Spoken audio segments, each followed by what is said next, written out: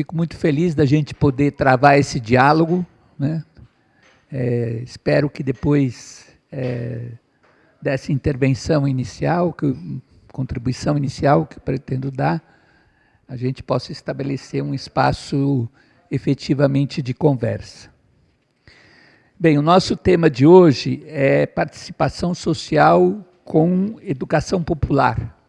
Eu vou começar, como sempre nos ensinou o nosso mestre Paulo Freire, a importância da gente situar em que contexto, né, nós estamos tratando desta temática, né, para depois entrar na temática propriamente dita. Então, de forma muito resumida, né, eu diria que nós estamos vivendo um contexto global e do qual o Brasil parece, nesse momento, ser um dos epicentros de uma conflagração, né? De um momento de conflagração, onde nós temos em curso uma guerra comercial, né? E estamos aí próximo do 1º de agosto, né? Onde o Império pretende nos impor tarifas escorchantes, uma guerra política, né?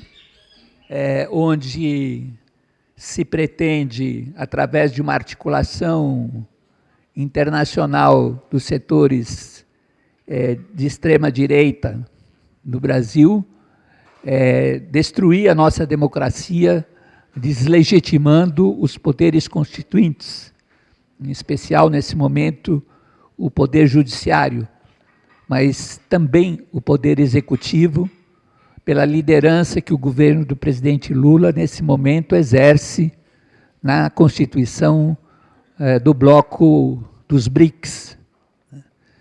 E uma guerra cultural, né, onde esses setores de direita, de extrema direita, procuram desenvolver a cultura das fake news, das mentiras, diferentes formas de negacionismos, né? Procurando, assim, consolidar uma narrativa profundamente conservadora. Mas como tudo é contradição, felizmente, há muita resistência a essa conflagração, né? E eu destacaria, em se tratando hoje de 28 de julho, a informação tão importante que foi o reconhecimento que a ONU faz de que pela segunda vez, né, sob a liderança do presidente Lula, o Brasil deixou o mapa da fome, né?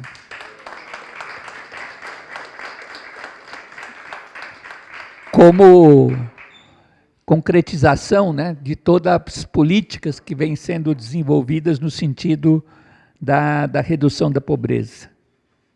Também nesse movimento de contracorrente e de resistência, destaco, né, o ato realizado na faculdade, nas arcadas da Faculdade de Direito do Largo São Francisco, na sexta-feira passada, que reuniu cerca de 240 entidades e organizações da sociedade civil, artistas, intelectuais, parlamentares, lideranças de movimentos sociais, que lançaram uma carta pela soberania nacional, né?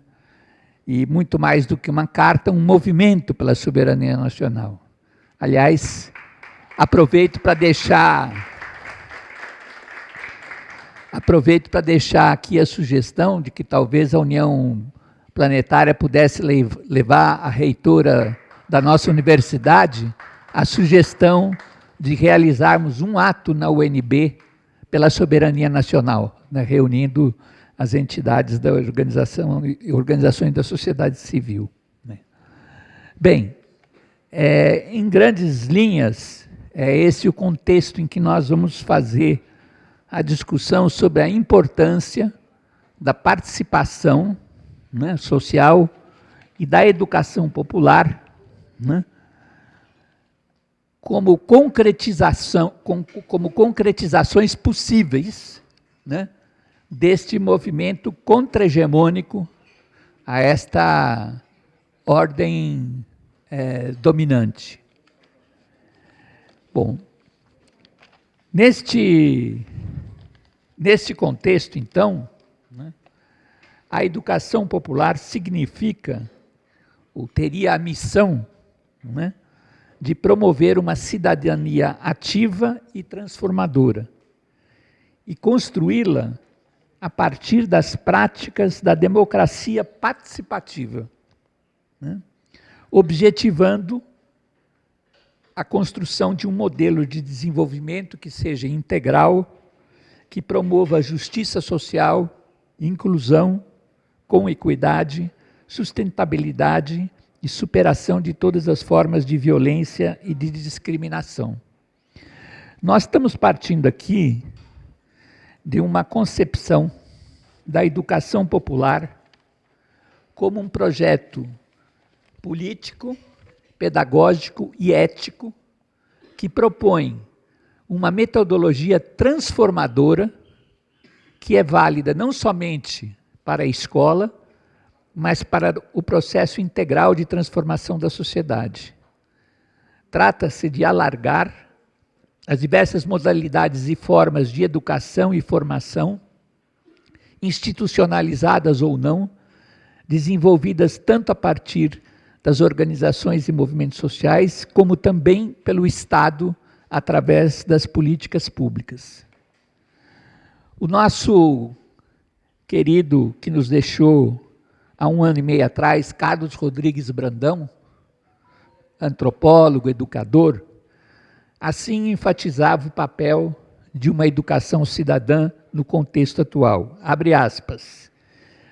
Em um mundo ainda marcado pela desigualdade, a injustiça, a restrição à liberdade, a exclusão e a crescente consagração do ideário do capitalismo neoliberal como patrimônio cultural dos princípios de vida no mundo hoje, uma educação da pessoa cidadã deve colocar-se de preferência a favor dos pobres, dos excluídos, dos postos à margem e de todos aqueles impedidos de viver direitos ativos de participação cidadã na vida cotidiana, por terem sido aqui privados de diversos dos seus direitos humanos, como o próprio direito humano de acesso à educação.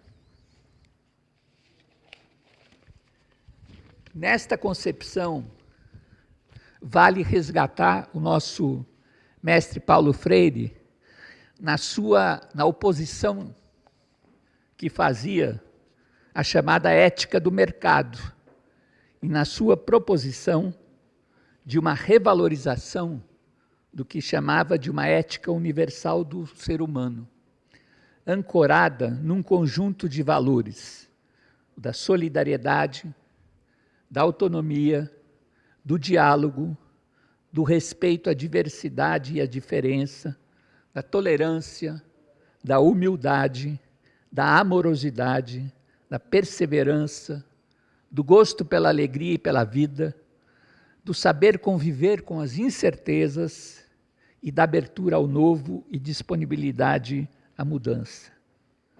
No contexto atual, portanto, para se contrapor a uma onda conservadora e despolitizadora da sociedade, a construção da democracia requer conteúdos e práticas substantivas, através do fortalecimento das práticas da democracia participativa e de uma pedagogia democrática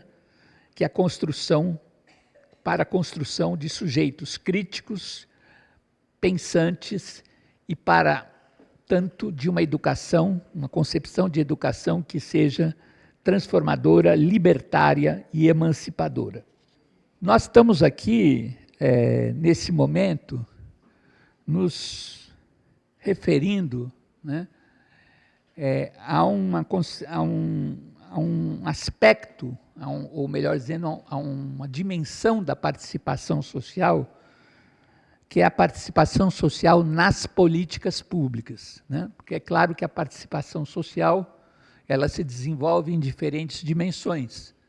A dimensão da própria organização autônoma da sociedade civil, né, nas suas diversas organizações, mas aqui nós vamos nos referir particularmente ao campo da participação social nas políticas públicas. E nesse campo, né, entendemos por participação social o conjunto de processos e mecanismos criados pelo poder público para possibilitar o diálogo e a incidência da sociedade civil nas políticas e nos programas públicos, bem como o compartilhamento das decisões sobre estas mesmas políticas entre o Estado e a sociedade civil. Trata-se do direito do cidadão, né, e que deve envolver todos os atores sociais, assegurando isonomia de condições para a participação. Essa é uma questão fundamental, e hoje a tecnologia digital utilizada, né, em diversos processos participativos coloca diversos desafios para criar essa isonomia, sobretudo para os setores historicamente excluídos destes espaços, e buscando contemplar, né, a ampla diversidade de sujeitos sociais que constituem a sociedade brasileira, né? Assim, as práticas deliberativas e de cogestão nos espaços públicos, institucionalizados ou não, são essenciais à construção da qualidade social da democracia. Voltando a Freire, dizia Freire, abre aspas, ninguém é autônomo primeiro para depois aprender a decidir. É decidindo que se aprende a decidir, né? Assim, uma pedagogia da autonomia precisa estar centrada em práticas estimuladoras da participação, da decisão, da corresponsabilidade por parte de todos os atores envolvidos no processo educativo. A necessidade de uma pedagogia democrática para transformar as relações e as formas de exercício do poder funda-se no reconhecimento de que o elitismo e o autoritarismo, historicamente operados pelas classes dominantes, enraizaram-se profundamente nas sociedades latino-americanas. Portanto, afirmar-se a necessidade de construir uma democracia integral e uma cidadania ativa para superarmos as múltiplas formas de opressão, nós estamos nos referindo a novas formas de exercício do poder, ancoradas numa cultura radicalmente democrática. Para Freire, tanto o diálogo quanto o conflito são fatores constitutivos de um processo de construção democrática. Esse processo só se consolida em uma prática substantivamente democrática, a partir de um intenso e criativo trabalho político e pedagógico. Muitas vezes, a falha, né, ou a falta de uma compreensão processual e histórica da construção democrática tem levado, em alguns casos, a que lideranças políticas, né, se desencantem diante das dificuldades e contradições necessariamente presentes nas práticas que estimulam a participação cidadã. E, neste caso, retornem a um pragmatismo conservador das soluções tecnocráticas, em nome dos votos obtidos na eleição e da presunção de que lhes dá isso um conhecimento pleno dos problemas e das necessidades do povo. Daí a importância da advertência de Freire de que uma pedagogia da construção democrática requer uma atitude básica de perseverança por parte daqueles que estão à frente de iniciativas e de estímulos à participação cidadã. Raul Leis, que é um sociólogo que infelizmente nos deixou, panamenho, né? Dramaturgo, né? Bem sintetiza a contribuição que a educação popular pode dar nesse processo. Abre aspas. A educação popular é uma proposta política, ética e pedagógica que propõe uma metodologia transformadora, que é válida não só para os fatos educativos, mas também para o processo integral de transformação. Nela, prevalece o sentido de processo, de médio e longo prazo, que permite superar a visão imediatista e parcializada do fenômeno. Na formulação de uma proposta de educação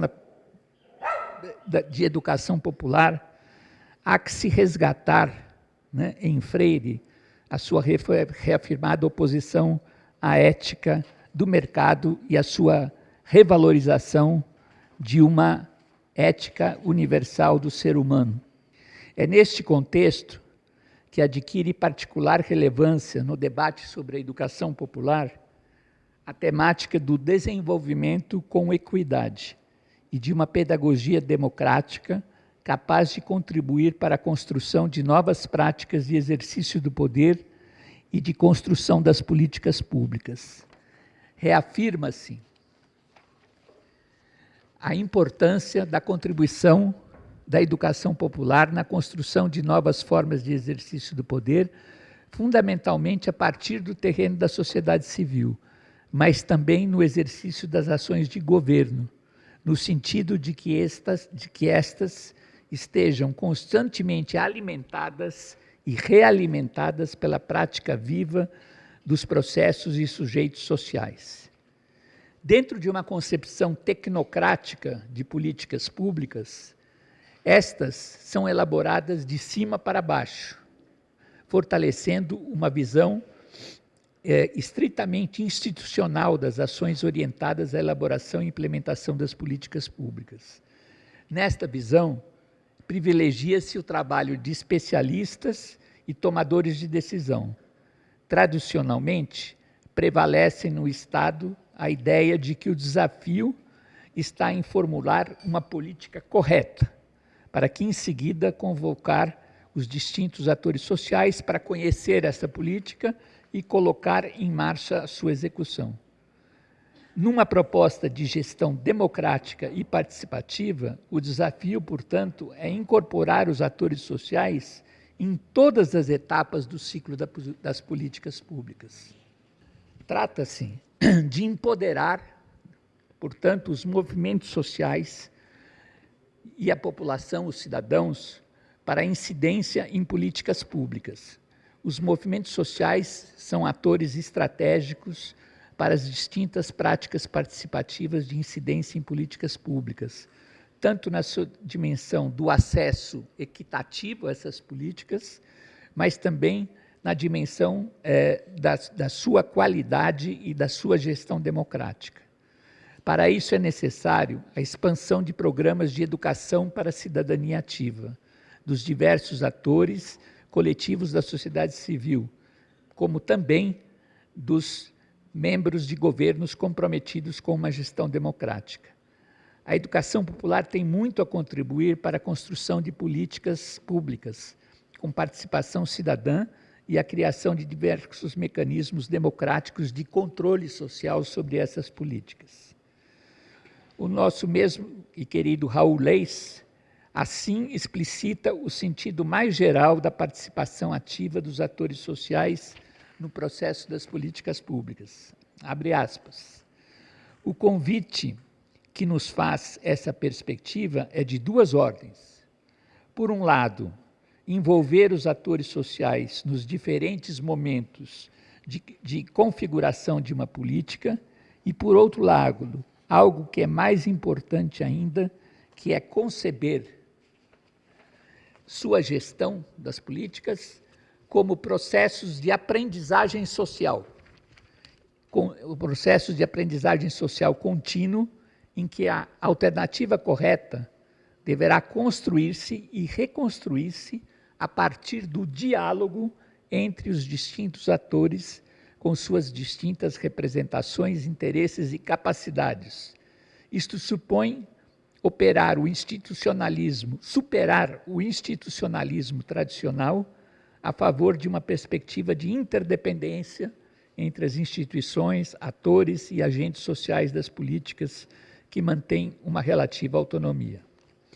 Portanto, consolidar a participação social como método de construção de uma política requer uma ação educativa intencionada e planejada, que permita que se desenvolvam comportamentos, atitudes e valores que guardem coerência com uma visão emancipadora de tal política. Por isso, é preciso o desenvolvimento de uma pedagogia baseada nas concepções e práticas da educação popular e que promova: 1. Promova práticas deliberativas, ou seja, a possibilidade efetiva do exercício de decidir sobre os assuntos públicos. 2. Promova as práticas de cogestão, desenvolvendo a atitude de corresponsabilidade e a prática de parcerias entre os diversos atores sociais na resolução de problemas e na construção de alternativas de um desenvolvimento com justiça social, equidade, sustentabilidade, autonomia e emancipação. 3.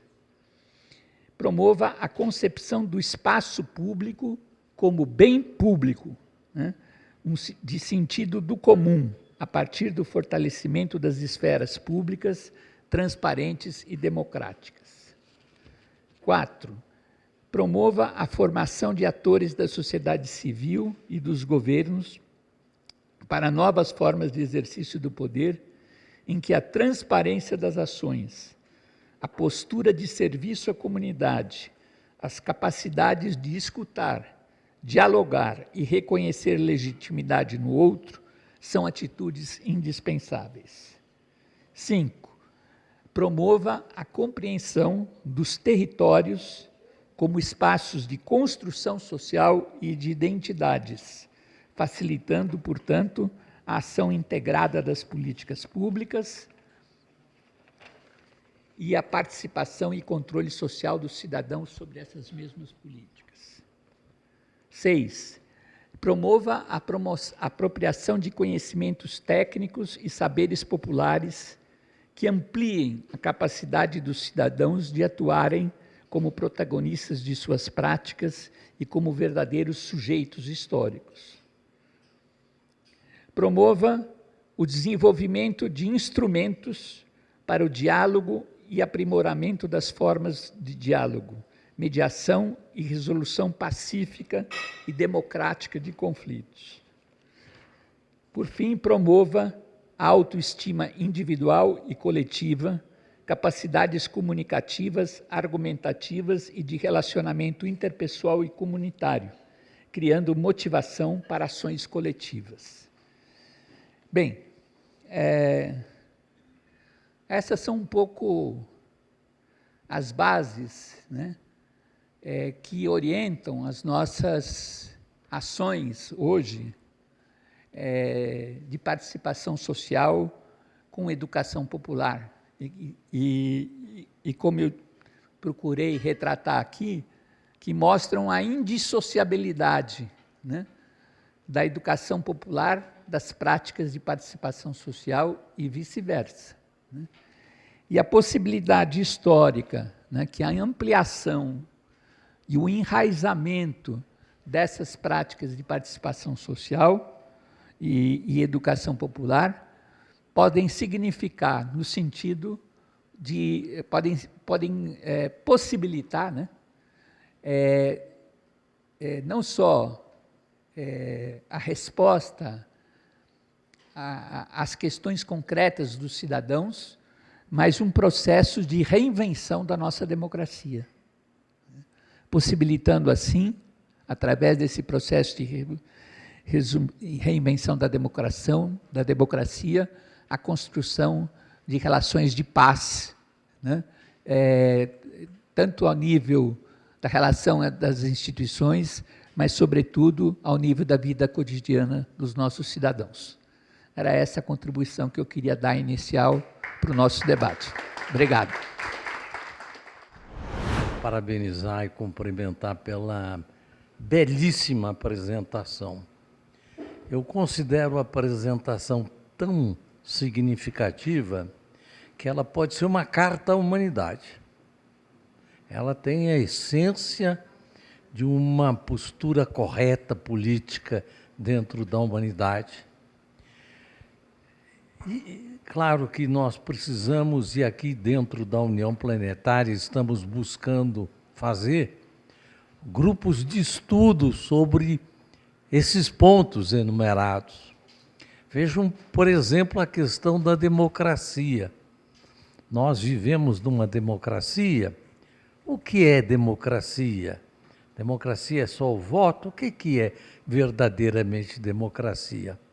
Nós temos que lembrar que nós vivíamos num mundo com reis e autoritarismos, e dentro disso vieram revoluções libertárias, e que criaram as repúblicas. República, coisa do povo.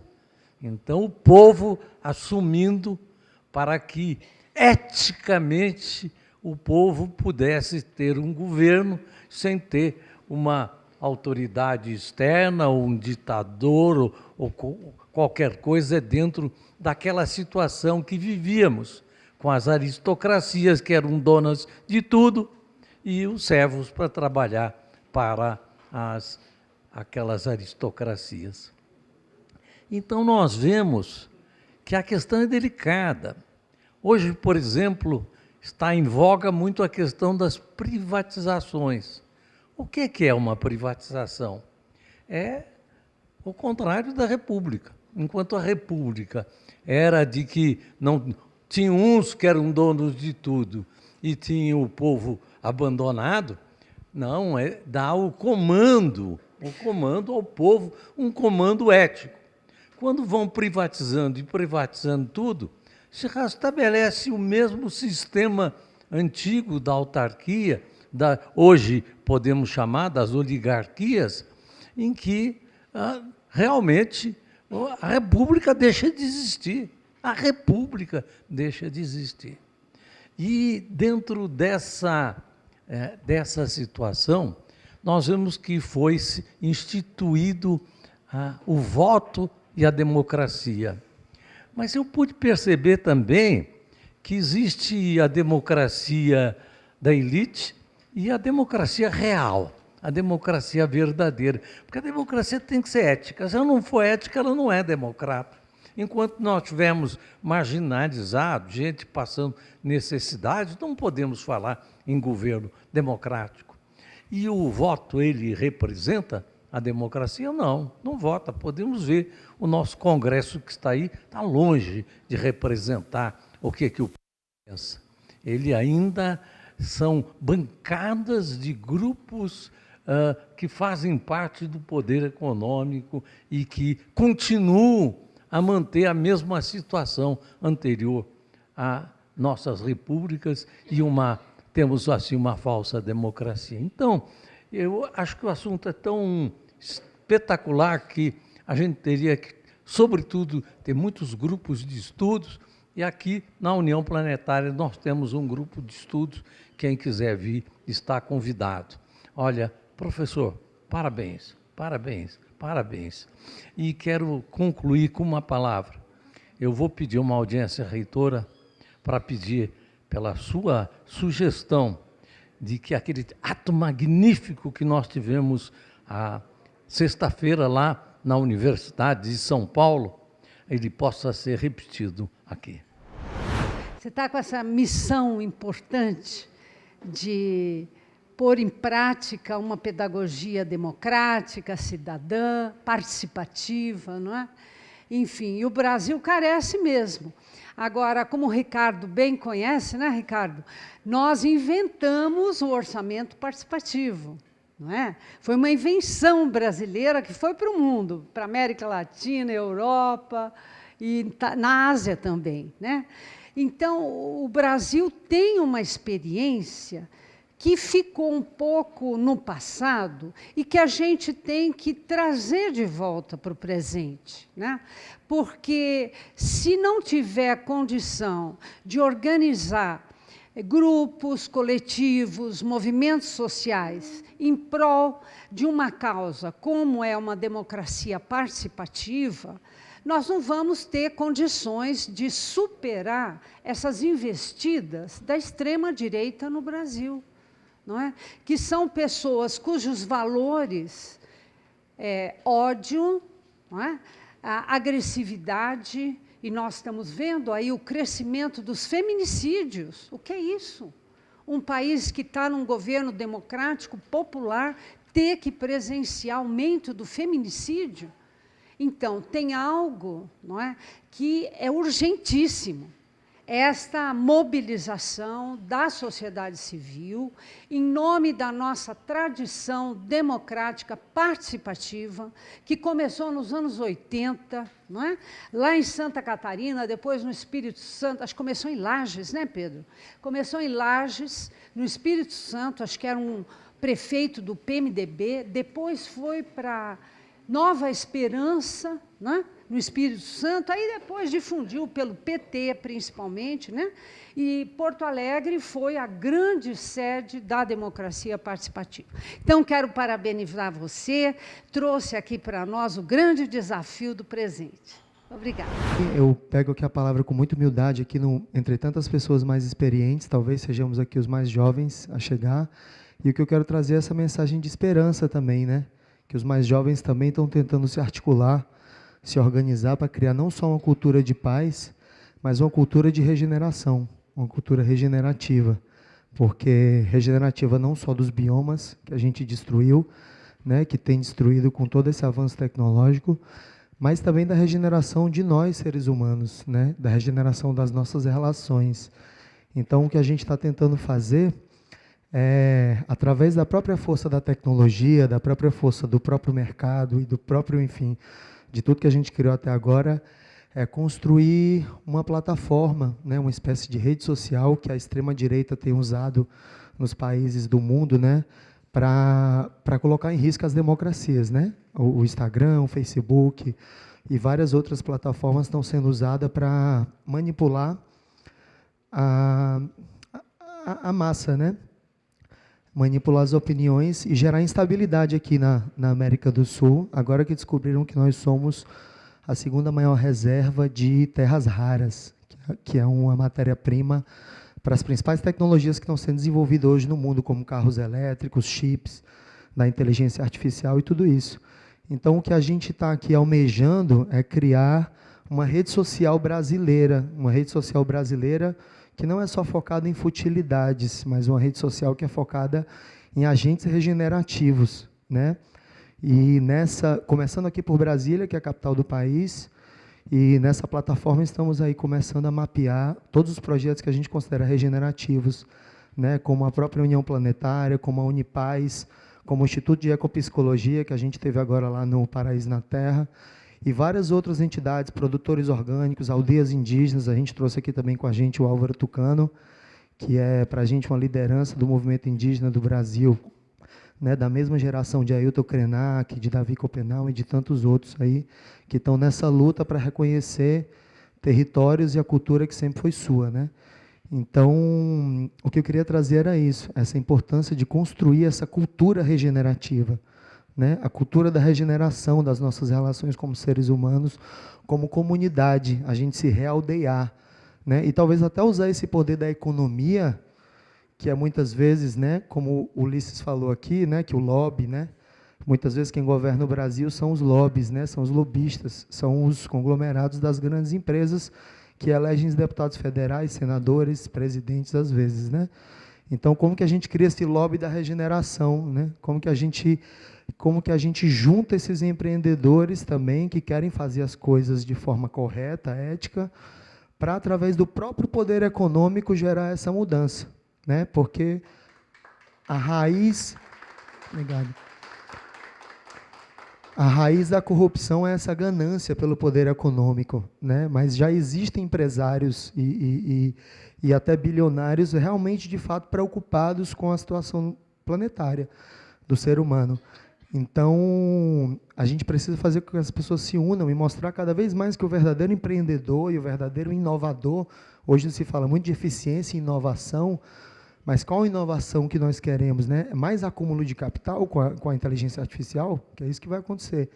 Então, como usar todas essas tecnologias para a construção de uma sociedade mais justa, mais ética e, se possível, regenerativa, porque hoje não é mais suficiente só a sustentabilidade, né? Hoje a gente precisa realmente regenerar biomas, né? A gente precisa movimentar essa força econômica, que é o que move todos nós, todos os dias, para regenerar biomas, e isso já existe esse conceito de economia regenerativa, onde a economia está a serviço da biodiversidade e não o contrário. A nossa economia de hoje, ela pega recursos naturais, ela pega nascentes de rios, ela pega florestas, destrói e transforma isso em dados virtuais, que hoje não é economia que não tem mais nem lastro em ouro, é uma economia fiduciária, que ela é quase imaginativa, né? Basicamente, o lastro da nossa economia é o próprio dólar, né? E os Estados Unidos está com 35 trilhões de dívida. Então, é uma economia já que não tem nenhum sentido. Então, como que a gente vincula essa economia ao que realmente é importante, que é a biodiversidade? Porque se a gente tiver barras de ouro, ou se a gente tiver dólares, só isso a gente não faz nada. A base da economia real é a biodiversidade.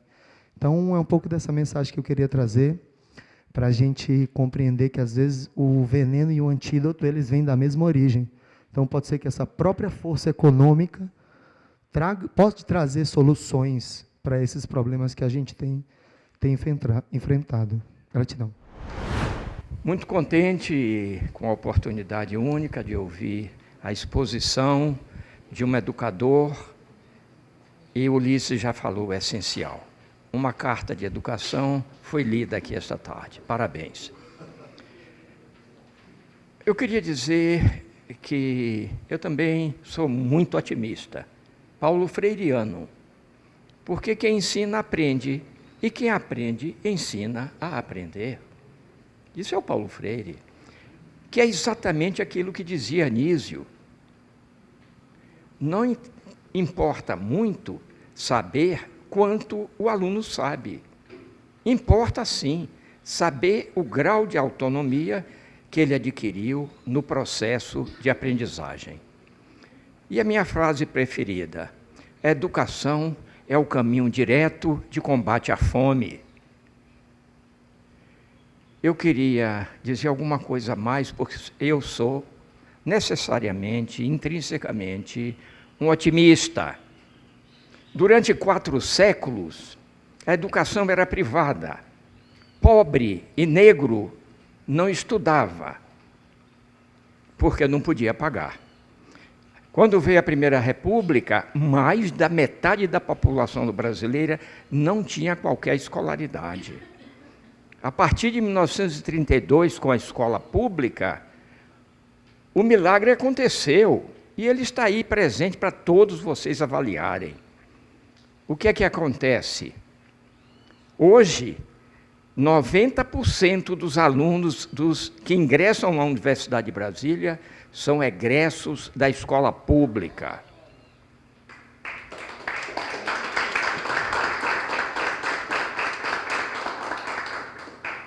E eu queria dizer que basta a gente visitar as escolas públicas hoje em dia para a gente compreender que existe um ethos social, que inclui as palavras aqui do expositor. Não vou repeti-las. O que nós vemos é que esses alunos, eles têm e trazem consigo ideias que são faladas aqui em palestras de intelectuais renomados. Eles entendem de biodiversidade e eles compreendem que cada um deles não pode ser aferido com respostas a perguntas de aulas decoradas. É necessário que essa educação seja customizada. Não estou falando de um professor para um aluno. Eu estou dizendo que um professor, mais de um professor numa sala de aula, precisa entender a vocação, aquilo que realmente toca o coração de cada aluno. E se aquilo que eles gostam tem a atenção do professor, a educação vai fazer uma nova revolução. Então, o saber está conduzindo a educação em vários níveis e a esperança é a maior possível. Eu sou um otimista, porque a educação é o caminho direto do combate à fome. Obrigado a vocês. Eu não me canso de agradecer às pessoas que usam esse robô de alta tecnologia, que eu chamo de Roger. Roger é a marca. Mas sem o Roger, eu não escuto. Ou seja, me marginalizo. Na última palestra da semana passada, pifou o Roger. E foi uma palestra importante sobre Esperanto, que eu fui embora antes, porque não conseguia ouvir. Então, não me canso de agradecer às pessoas que usam esse robô, inclusive do meu amigo Pedro. Eu fico muito feliz, Pedro, em reencontrá-lo com o mesmo entusiasmo da nossa juventude. Mas eu quero fazer uma provocação ao meu amigo Pedro. Pedro, você é um idealista ou um utopista? Por quê? Por que eu faço essa provocação? Porque Darcy Ribeiro, que dá nome a esta tribuna, Anísio Teixeira, que foi o fundador desta inovação pedagógica, que estamos aqui por causa dele, não é? Anísio Teixeira. Paulo Freire, fomos colegas no governo da nossa prefeita, que era do PT. E viajei com ele durante 10 dias no Japão, onde ele é muito conhecido. É impressionante como os japoneses, especialmente os jovens, conheciam o Paulo Freire. Florestan Fernandes. Eles morreram sem o projeto deles se concretizarem. Eles foram idealistas ou utopistas? Você, Pedro, é idealista ou utopista? Está aí o meu mestre, Ulisses Riedel, que eu também acho que são as duas coisas. Você é idealista e utopista, mas geralmente as pessoas não são. Então, pergunto a você, se você é idealista ou utopista? Você fala em reinventar a nossa democracia. Eu acho fundamental isso. Incorporar, incluir outros segmentos sociais na vida e na luta política do país. Confrontando projetos, né? Comparando projetos diferentes de diferentes setores, que nós não vemos isso.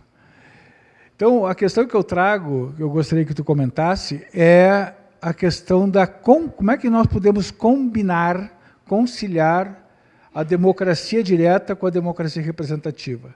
A democracia direta é a luta social por participação popular da maioria da população, definindo os destinos do país.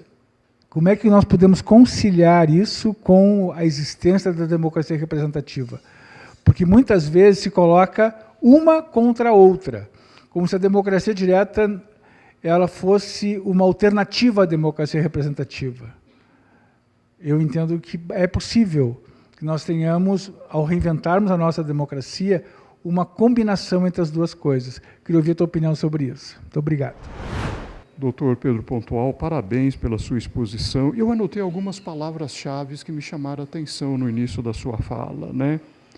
Promover uma educação ativa e participativa. Democracia participativa. Cidadania ativa. Né? Por falar em democracia participativa, eu queria apresentar aqui, o meu querido Raimundo Feitosa, que inicia um movimento com esse nome, Democracia Participativa, e está fazendo um grande esforço nesse sentido, baseado na Constituição, e como ele tem formação em Direito, ele poderia fazer uma fala aqui. Mas eu fico com uma dúvida na fala do senhor, não em termos de ideia, mas em termos de prática. O senhor mencionou os excluídos, quando falou da educação, falou de Paulo Freire, o senhor citou os excluídos. Como é que nós podemos reverter essa situação dentro de um modelo econômico, com N teorias do modelo econômico que leva à exclusão? Como é que a gente vai mudar isso? Porque mudar um modelo econômico, eu não sei como, assim, participando de uma reunião de amigos da comunidade judaica, uma pessoa falou o seguinte: Israel, quando foi formado, teve o kibbutz, que era assim, uma organização participativa social. Mas depois, com a própria evolução da sociedade, o kibbutz perdeu a importância que teve no início da história de Israel.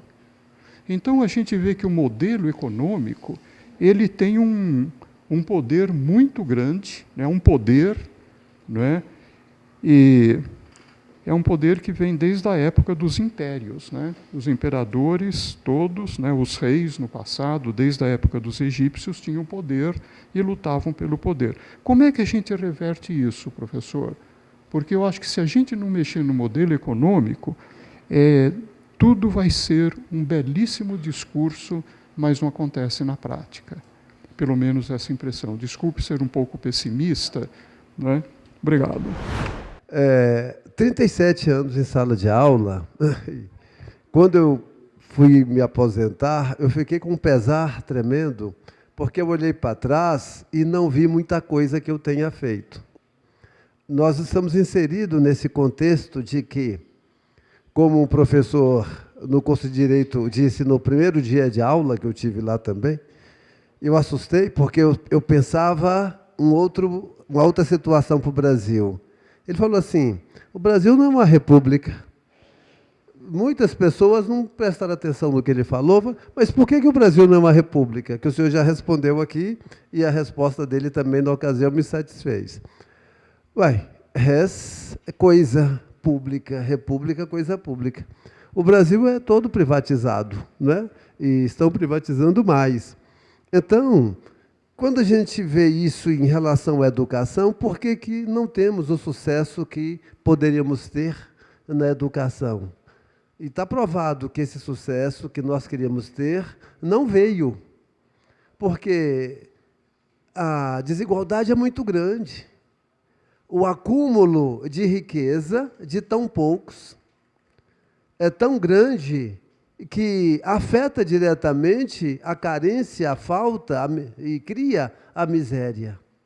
Isso quer dizer que a gente educou muito, a gente parlamentou muito, nós fizemos muitos planos de aula bastante ousados. Eu, uma ocasião, até dei aula mudo. Os alunos deram a aula. Eu fiquei calado e dava as indicações, e eles fizeram o conteúdo crescer. Eu e muitos outros nós, trabalhadores da educação, fizemos isso e fazemos isso. Mas o que ocorre, eu só tenho ali, eu já falei demais, não era para ser tanto, desculpe, é menos de um minuto agora, mas a gente está inserido nesse contexto e a gente ainda tem, aquele poema que diz que, visto alguém no lixo, catando coisa, parecia um bicho, e aí a pessoa é um bicho homem. Se não me engano, é Manuel Bandeira. Ainda enxergamos isso hoje.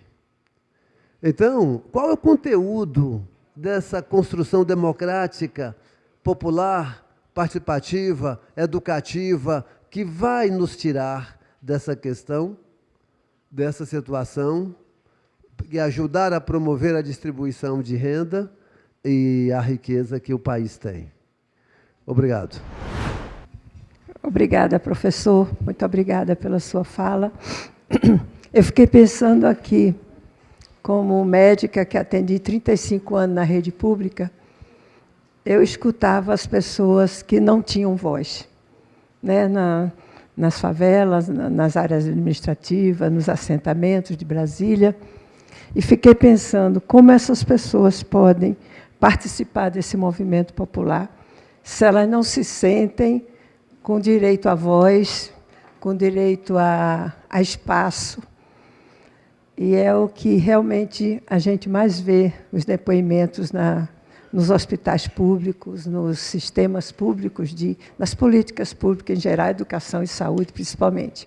E como a Perlo cita aqui, nós somos da terapia comunitária integrativa desde 2002, através da criação do professor Adalberto Barreto. Ele criou um espaço de escuta, de fala e de construção de vínculo solidário através de grupos de fala, através de grupo baseado, inclusive, na proposta do Paulo Freire, né?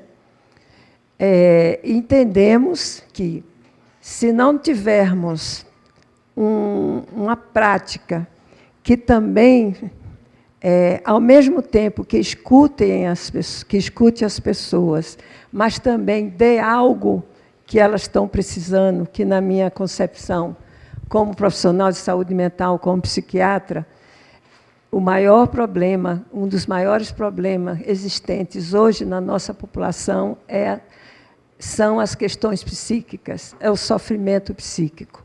Então, esses grupos de terapia comunitária, eles não só escutam as demandas dessas pessoas, que seriam, vamos dizer, subsídio para esses grupos participativos poderem trocar ideias e fomentar e construir um caminho de solução para as suas dores, mas também, simultaneamente, ao mesmo tempo que se faz essas rodas, como a gente chama, as rodas de terapia comunitária, elas também já têm um poder terapêutico, um poder de acolhimento, um poder de trazer essas pessoas para um outro patamar que a gente considera de cidadania, de resiliência, de capacidade de se sentir escutadas e se sentir respondidas nas suas grandes dores. Muito obrigada.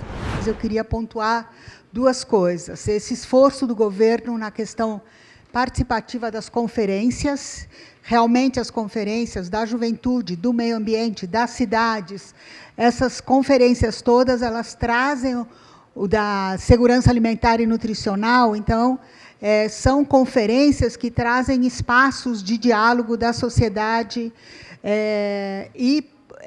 para uma atuação.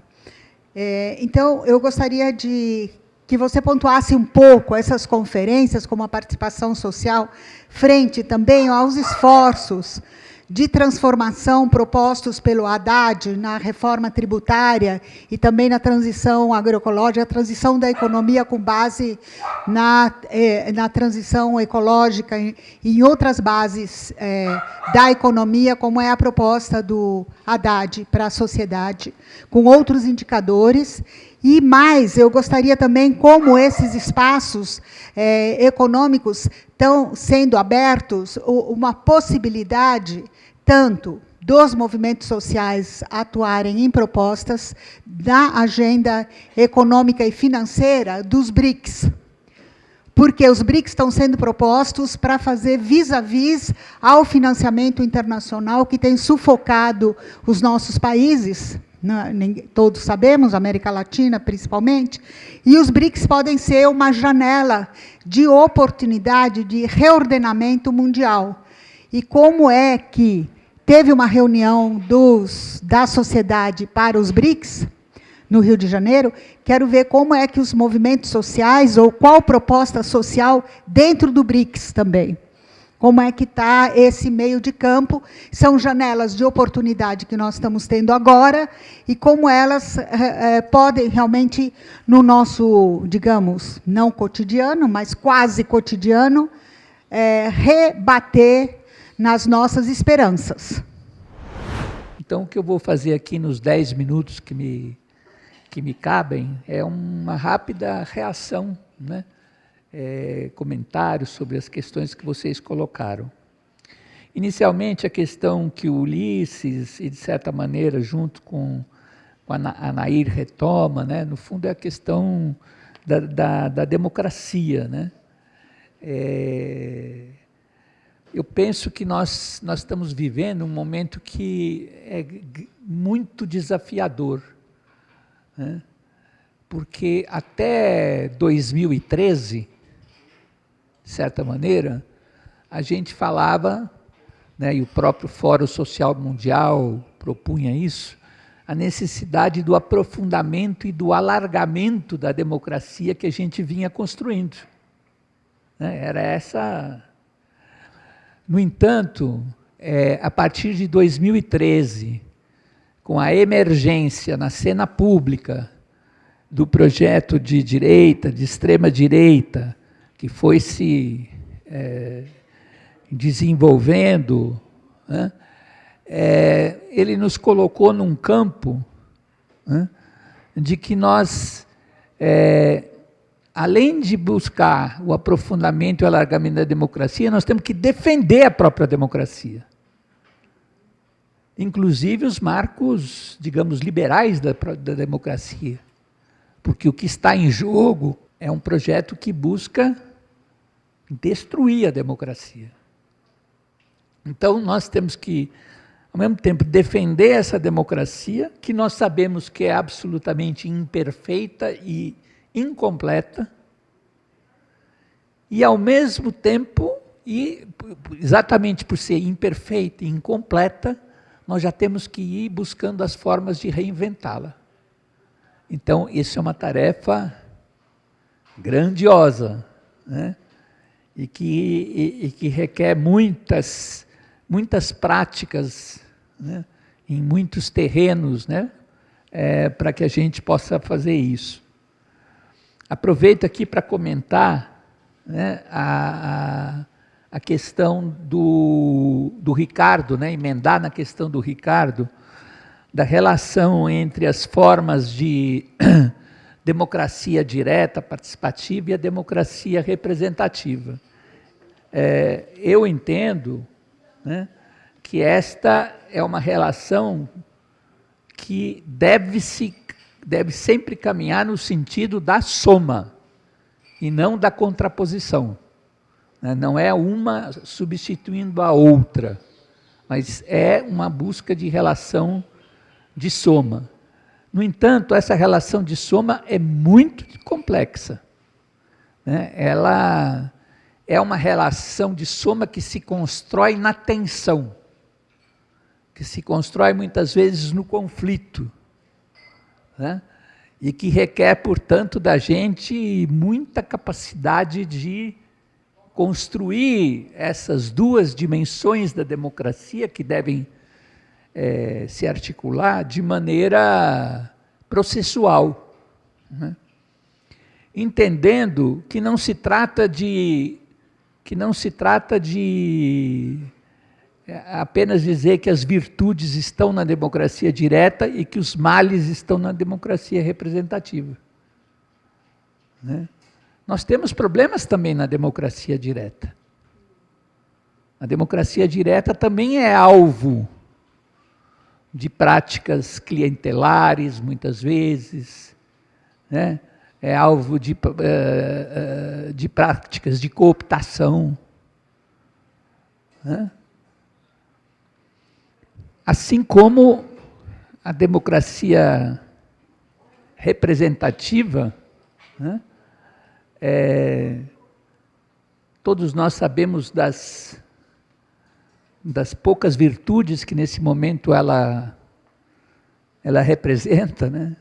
Exatamente pela sua dificuldade de representar o conjunto dos cidadãos, pela sua dificuldade de ser uma resposta efetiva a esse conjunto de cidadãos, mas ela também não é só um polo de males, né? A gente tem no campo da democracia representativa ações e espaços que vão sendo construídos. Então, agora, é uma operação realmente de muita dificuldade, é muito complexo essa relação, mas eu acho que na medida em que a gente concebe, né, que se trata de uma relação de soma e não de oposição, a gente está num caminho, efetivo, né, de construção de uma nova democracia. A Nair, né, ainda toca aqui num tema que nos é muito caro, que é a questão do orçamento participativo. Ela relembra a importância que teve o orçamento participativo como experiência absolutamente inovadora, que se espalhou pelo mundo e que contraditoriamente refluiu no lugar onde ela foi criada, né? E, portanto, nos coloca o desafio de retomar essa prática, essa experiência, né? Sobretudo, né, porque ela vem sendo, digamos, colocada de escanteio pela emergência de no meu ponto de vista, de uma excrescência do orçamento público, que são as emendas parlamentares. Muito embora certos setores da própria esquerda tenham aderido, digamos, a essas emendas parlamentares, em alguns casos fazem até bom uso dessas emendas, mas nós não podemos perder de vista de que, na sua essência, elas são mecanismos de apropriação pelo legislativo do orçamento público, né? E que colocam, né, em torno de um mandato parlamentar a decisão do orçamento público, e não no âmbito da esfera pública, como é o caso do orçamento participativo. Então, eu continuo um defensor do orçamento participativo, né?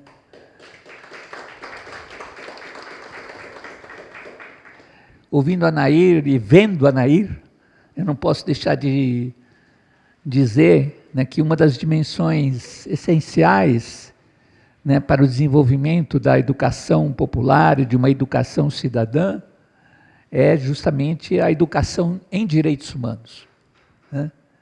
É uma das dimensões essenciais, né, de uma educação cidadã.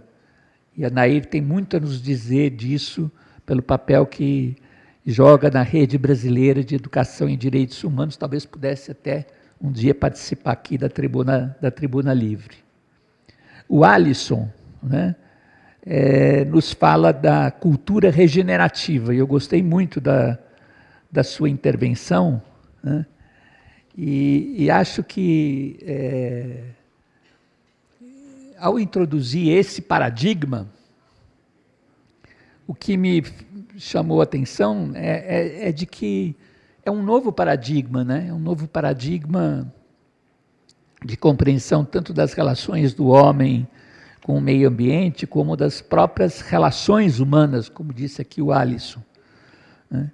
E acho que realmente um dos grandes desafios nossos é, ao mesmo tempo em que a gente constrói projetos concretos, né, de transformação da realidade, nós precisamos construir novos paradigmas que deem sentido, né, a esses projetos. Aí eu lembro também do paradigma do bem viver, né, do paradigma da economia de Francisco e Clara, desenvolvido pelos setores ligados à economia solidária, né, e outros paradigmas que vêm se construindo, né? E acho que esse é um esforço também muito importante de construirmos paradigmas humanistas, né? Paradigmas que sejam capazes de aperfeiçoar o processo de humanização das nossas sociedades em oposição aos paradigmas e à ética do mercado, como eu disse na minha apresentação inicial. E o Alisson coloca um tema fundamental, né, também, que é a necessidade da gente ocupar, né, esse espaço do mundo digital, né, que é tão complexo e que vem sendo apropriado com grande força pelas forças do mercado e pelas forças ultraconservadoras e de direita, e que exigem de nós, que queremos uma mudança, uma transformação da realidade no campo da justiça social, no campo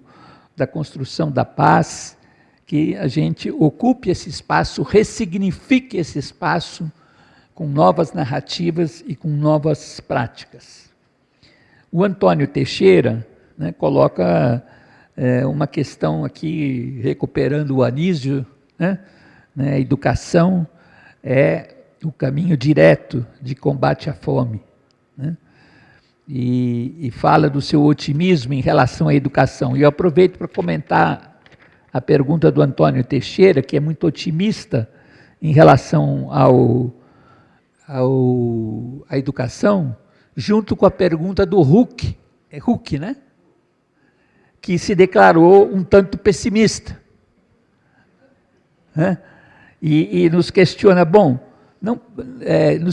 mas como é possível desenvolver uma educação transformadora num contexto de uma ordem econômica tão excludente? Aí eu queria recuperar o Paulo Freire, aqui, quando Paulo Freire dizia, né, dos alcances e limites de uma prática educativa, né? E ele chegou a esboçar uma frase que dizia o seguinte: se é verdade que a educação não pode sozinha desenvolver o conjunto das transformações necessárias à mudança social, também é verdade que sem ela essas transformações não ocorrem. Então, veja bem, aí é a visão, né, sempre dialética do Paulo Freire, né, reconhecendo que tem transformações que não são possíveis só com a prática educativa. Então, é verdade, o pessimismo do Huck tem fundamento. É preciso haver transformações econômicas, né? É preciso recriar o modelo econômico, e há várias iniciativas nesse sentido, né? O Papa Francisco, nosso saudoso Papa Francisco, chamou uma reunião de jovens economistas de todo o mundo, né, para discutir uma ordem econômica alternativa ao neoliberalismo. A própria economia solidária é uma tentativa nesse sentido, né? Então, ao mesmo tempo que a gente constrói essas alternativas no campo econômico, a gente sabe que também, se não houver uma educação que acompanhe, né, essas alternativas no campo econômico, elas não conseguem se processar na dimensão de alterar a ordem existente, né? O Vasconcelos, né, fala dessa dificuldade, como, quer dizer, desenvolver uma educação, né, que possa efetivamente transformar as relações, as próprias práticas educativas. Olha, eu acho, aqui não vou ter tempo de desenvolver isso, mas eu acho que nós estamos desafiados a, sem medo, dizer que nós temos que desenvolver cada vez mais uma educação política da nossa sociedade. E aqui, obviamente, não estou dizendo de política partidária, isso é muito limitado. Estou falando de política no sentido mais amplo, né? No sentido mais amplo da própria palavra da política. O Frei Beto costuma dizer, né, que só as transformações econômicas, os programas econômicos e sociais não são capazes de operar a mudança de consciência das pessoas. Fosse assim, fosse assim, nós não teríamos, a União Soviética não teria ruído, o socialismo real não teria ruído, né? Porque desenvolveu políticas sociais extremamente abrangentes, mas não transformou a consciência das pessoas, não criou sociedade civil participativa, ativa, né? Portanto, eu acho que o nosso grande desafio é justamente promover educação política da sociedade, acompanhando as formas de transformação econômica, social, cultural e ambiental. E, por fim, a pergunta da Henriqueta, né? Fico muito feliz de você ter trazido aqui essa discussão, né? E me lembrei justamente do nosso querido, saudoso professor Paul Singer, quando a gente foi apresentar para ele, né, ou para um conjunto de servidores, aquele decreto de 2014, que instituía uma política nacional de participação social e um sistema nacional de participação social, o professor Singer ouviu atentamente e levantou a mão e disse: mas, Pedro, como é que vai fazer o cidadão que está absolutamente excluído de todos esses canais e instâncias de participação para chegar ali? Né? E aí que eu acho que vem, né, justamente essa contribuição da Henriqueta. Né? São práticas, né, que chegam diretamente a esse ser excluído, não só por uma escuta, né, mas necessariamente partindo de uma escuta, mas que busca trazer-lhe também, né, uma alternativa ao mundo do sofrimento humano, né, trazer alternativas que possam transformar a sua subjetividade e assim criar as condições para que ele possa caminhar no sentido de se compreender como sujeito de direitos, sujeito cidadão. Eu acho que o G20, né, nós conseguimos um espaço bastante amplo e significativo, né, fazendo aquela conferência no Rio de Janeiro do G20 social. Infelizmente, no BRICS, a participação ainda está limitada, mas eu acho que na medida em que a sociedade civil se mobilizar e reivindicar, né, oportunidades de participação social, certamente elas se alargarão também no BRICS, que é esse espaço geopolítico tão fundamental para o desenvolvimento de um mundo multipolar, um mundo com uma nova configuração geopolítica. É isso.